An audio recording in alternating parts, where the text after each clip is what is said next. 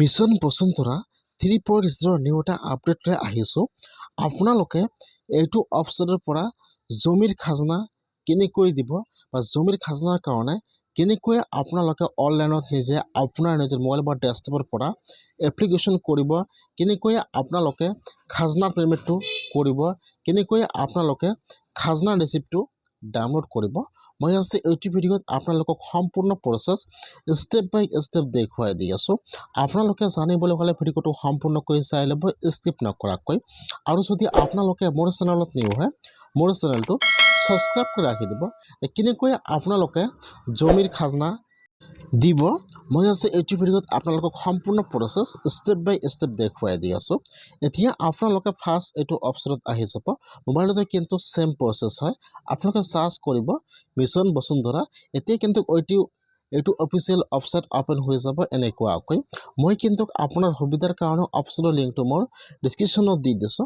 আপোনালোকে direct click কৰি first এইটো অপশ্যনত আহি যাব।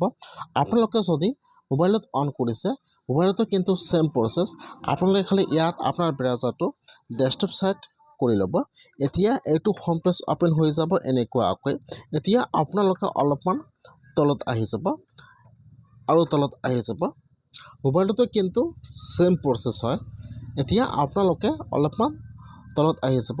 ইয়াত চাব, ইয়াত কিন্তু বহুতো অপশ্যনৰ লিংক দিয়া আছে।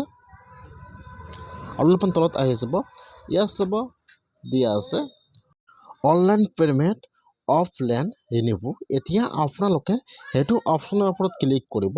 এতিয়া এইটো পেজ অপেন হৈ যাব। ইয়াত চাব দিয়া আছে এপ্লাই অনলাইন। এতিয়া আপোনালোকে এপ্লাই অনলাইনৰ ওপৰত ক্লিক কৰিব। ইয়াত চাব দিয়া আছে ই খাজনা ৰিচিপ্ট, এইফালত চাব এপ্লাইৰ অপশ্যন দিয়া আছে। যেতিয়া আপোনালোকে এপ্লাই অনলাইনৰ ওপৰত ক্লিক কৰিব, এতিয়া ইয়াত আৰু এটা নিউ পেজ অপেন হৈ যাব এনেকুৱাকৈ। এতিয়া কিন্তু ইয়াত অফিচিয়েল ৱেবছাইটটো অপেন হৈ যাব। এতিয়া আপোনালোকে আৰু এবাৰ এপ্লাইৰ ওপৰত ক্লিক কৰিব।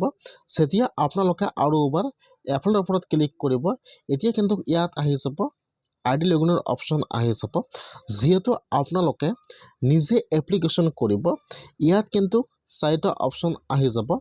ফাৰ্ষ্ট ইয়াত আহি যাব চিটিজেন, 2 নম্বৰত আহি যাব PFC, আৰু যদি আপোনাৰ CSC ID আছে তেনেহ'লে কিন্তু আপোনালোকে CSC IDৰ কাৰণে ID দি আপোনালোকে আবেদন কৰিব পাৰিব। যিহেতু আপোনালোকে নিজে কৰিব, ইয়াত চাব 1 নম্বৰত দিয়া আছে চিটিজেন। আপোনালোকে ইয়াৰ পৰা 1 নম্বৰ অপশ্যনটো ছিলেক্ট কৰি লৈ ল'ব চিটিজেন। তাৰপিছত আপোনালোকে এতিয়া লগইনৰ ওপৰত ক্লিক কৰিব। যদি আপোনালোকে এতিয়াও ইউজাৰ ID আৰু পাছৱৰ্ডটো বনোৱা নাই তেনেহ'লে আপোনালোকে ৰেজিষ্টাৰত ক্লিক কৰি ফাৰ্ষ্ট আপোনালোকে ইউজাৰ ID আৰু পাছৱৰ্ডটো বনাই ল'ব। যদি আপোনালোকে ইউজাৰ ID আৰু পাছৱৰ্ডটো বনাব নোৱাৰে, কমেণ্টত কৈ দিব, নেক্সট ভিডিঅ'ত দেখুৱাই দিম। আপোনালোকে ফাৰ্ষ্ট ইউজাৰ ID আৰু পাছৱৰ্ডটো বনাই ল'ব। তাৰপিছত আপোনালোকে লগইনৰ ওপৰত ক্লিক কৰিব। এতিয়া এইটো হোম পেজ অপেন হৈ যাব এনেকুৱাকৈ। ফাৰ্ষ্ট চাব দিয়া আছে ইউজাৰ নেম পাছৱৰ্ড, 2 নম্বৰত চাব দিয়া আছে মোবাইল নম্বৰ পাছৱৰ্ড, 3 নম্বৰত আধাৰ কাৰ্ডৰ অপশ্যন দিয়া আছে। যিহেতু আপোনালোকে আপোনাৰ ফোন নম্বৰটো ৰেজিষ্টাৰ কৰিছিল, সেইকাৰণে আপোনালোকে ইয়াত মোবাইলটো ছিলেক্ট কৰি লৈ ল'ব।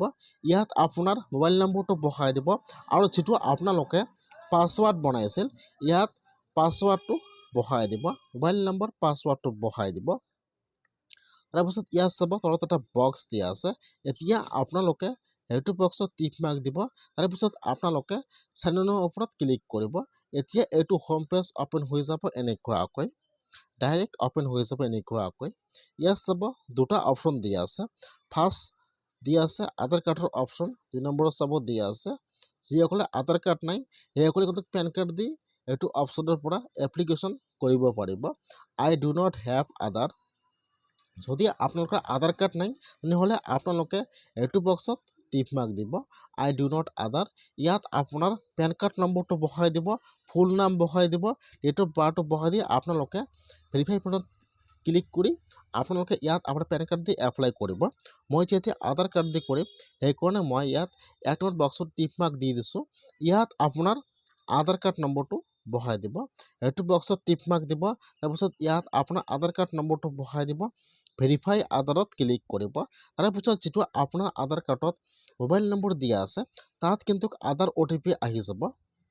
ইয়াত চাব ইয়াত আপোনাৰ আধাৰ কাৰ্ড নম্বৰটো বহাই দিব ভেৰিফাই আধাৰৰ ওপৰত ক্লিক কৰিব এতিয়া আপোনাৰ আধাৰ কাৰ্ডৰ OTP আহি যাব ইয়াত আপোনাৰ আধাৰ কাৰ্ডৰ OTPটো বহাই দিব ইয়াত চাব দিয়া আছে OTP অপশ্যন দিয়া আছে এতিয়া আপোনালোকে OTPটো হেতু বক্সত বহাই দিব OTPটো বহাই দি আপোনালোকে এতিয়া ভেৰিফাইৰ ওপৰত ক্লিক কৰিব যেতিয়া আপোনালোকে OTPটো বহাই দি ভেৰিফাইত ক্লিক কৰিব নহ'লে কিন্তু ইয়াত আপোনাৰ আধাৰ কাৰ্ডটো ভেৰিফাই হৈ যাব ইয়াত আপোনাৰ ফটো আপোনাৰ নাম আপোনাৰ ডেট অফ বাৰ্থ ইয়াত আপোনাৰ সম্পূৰ্ণ ডিটেইলছ আহি যাব ইয়াত তলত চাব ইয়াত চাৰিটা অপশ্যন দিয়া আছে ফাৰ্ষ্ট চাব দিয়া আছে নিউ ৰেজিষ্ট্ৰেশ্যন 2 নম্বৰ চাব দিয়া আছে খাজনা পেমেণ্ট 3 নম্বৰ চাব দিয়া আছে ডাউনলোড খাজনা ৰিচিপ্ট 4 নম্বৰ চাব দিয়া আছে মিছন বসুন্ধৰা 2.0 পাট্টা পেমেণ্ট আপোনালোকে ফাৰ্ষ্ট কিন্তু ৰেজিষ্টাৰ কৰিব লাগিব তাৰপিছতে কিন্তু আপোনালোকে খাজনা পেমেণ্টটো কৰিব লাগিব এতিয়া আপোনালোকে কেনেকৈ ৰেজিষ্টাৰ কৰিব ফাৰ্ষ্ট হেতু চাই লওক আপোনালোকে ফাৰ্ষ্ট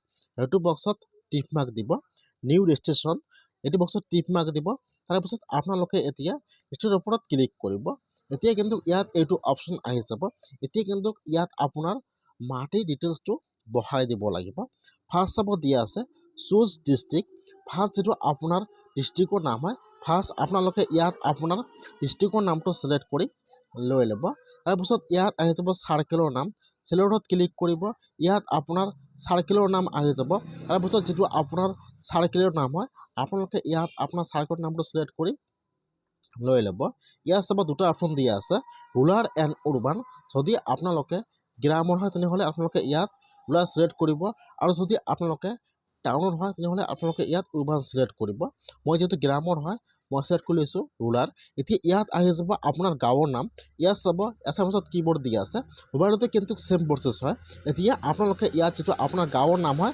ইয়াত এছামিছত টাইপ কৰিব ইয়াত গাঁৱৰ নাম আহি যাব এতিয়া আপোনালোকে আপোনাৰ গাঁৱৰ নামৰ ওপৰত ক্লিক কৰিব এতিয়া ইয়াত আহি যাব চুজ পাট্টা টাইপ এতিয়া আপোনালোকে সিলেক্টত ক্লিক কৰিব ইয়াত চাব ইয়াত কিন্তু বহুতো খাজনাৰ নাম আহি যাব এনেকুৱাকৈ আপোনালোকে ইয়াত চাব ইয়াত যেটো অপশ্যন দিয়া আছে খেৰাছ মেডি আপোনালোকে ইয়াৰ পৰা হেডটো সিলেক্ট কৰি লৈ ল'ব ইয়াত চাব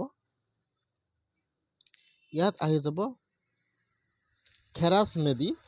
খেৰাছ মাদি আপোনালোকে ইয়াৰ পৰা হেডফোন সিলেক্ট কৰি লৈ ল'ব তাৰপিছত ইয়াত যেটো আপোনাৰ পাট্টা নম্বৰ হয় সিলেক্টত ক্লিক কৰিব ইয়াত যেটো আপোনাৰ পাট্টা নম্বৰ হয় আপোনালোকে ইয়াত আপোনাৰ পাট্টা নম্বৰটো সিলেক্ট কৰি লৈ ল'ব তাৰপিছত ইয়াত আহি যাব চুজ পাট্টা নাম এতিয়া আপোনালোকে চুজ পাট্টা নামৰ ওপৰত ক্লিক কৰিব এতিয়া কিন্তু ইয়াত আপোনাৰ পাট্টাৰ ভিতৰত যিমানকেইটা নাম আছে সকলো আহি যাব এনেকুৱাকৈ এতিয়া আপোনালোকে ইয়াত চাই ল'ব যে ইয়াত আপোনাৰ নাম কোনটো হয় ইয়াত যেটো আপোনাৰ নাম হয় এতিয়া আপোনালোকে ইয়াৰ পৰা আপোনাৰ নামটো সিলেক্ট কৰি লৈ ল'ব ইয়াত চাই ল'ব যে ইয়াত আপোনাৰ নাম কোনটো হয় ইয়াত যেটো আপোনাৰ নাম হয় এতিয়া আপোনালোকে আপোনাৰ নামৰ ওপৰত ক্লিক কৰিব তাৰপিছত আপোনালোকে ইয়াৰ ওপৰত ক্লিক কৰিব যেতিয়া আপোনালোকে ইয়াত ক্লিক কৰিব ইয়াত কিন্তু আপোনাৰ নামটো এড হৈ যাব তাৰপিছত আপোনালোকে এতিয়া নেক্সটত ক্লিক কৰিব যেতিয়া আপোনালোকে নেক্সটত ক্লিক কৰিব ইয়াত দেখুৱাই দিব সাকসেসফুল এতিয়া আপোনালোকে ওকেত ক্লিক কৰিব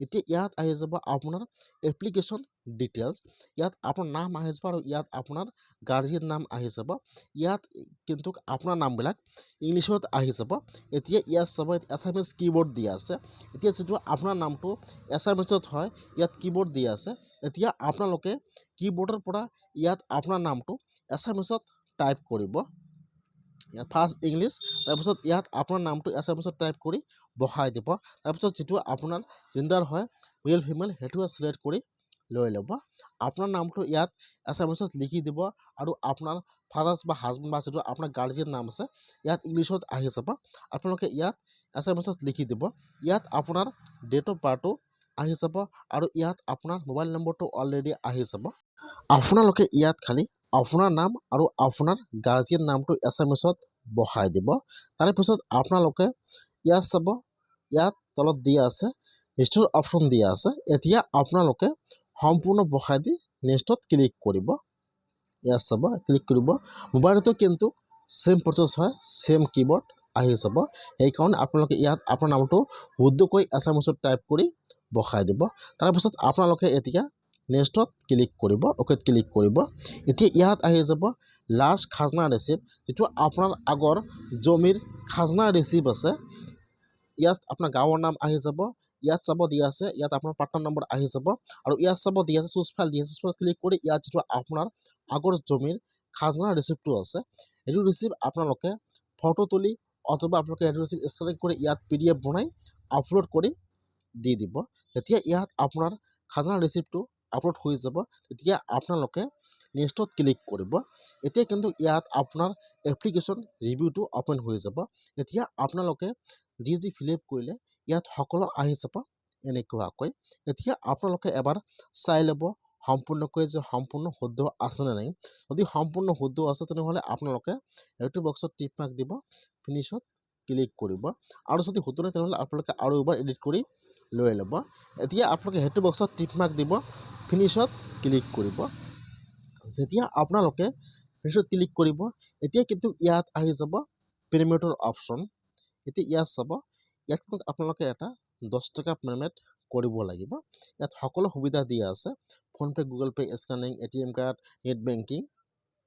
এতিয়া আপোনালোকে যিকোনোৰ পৰা ইয়াত এটা 10 টকা পে'মেণ্ট কৰিব লাগিব।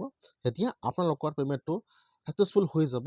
এটা কিন্তু ৰিচিপ্ট আহি যাব, আপোনালোকে সেইটো ৰিচিপ্ট প্ৰিণ্ট কৰি বা ছেভ কৰি ৰাখি দিব। এইটো কিন্তু আপোনাৰ 10ৰ পৰা 12 দিনৰ ভিতৰত আপোনাৰ সেইটো এপ্ৰুভ হৈ যাব। তাৰপিছত আপোনালোকে এইটো অপশ্যনৰ পৰা আহি আৰু এবাৰ আপোনাৰ খাজনা পে'মেণ্টটো কৰিব লাগিব। কেনেকৈ আপোনালোকে খাজনা পে'মেণ্টটো কৰিব সেইটো প্ৰচেছ নেক্সট ভিডিঅ'ত দেখুৱাই দিম।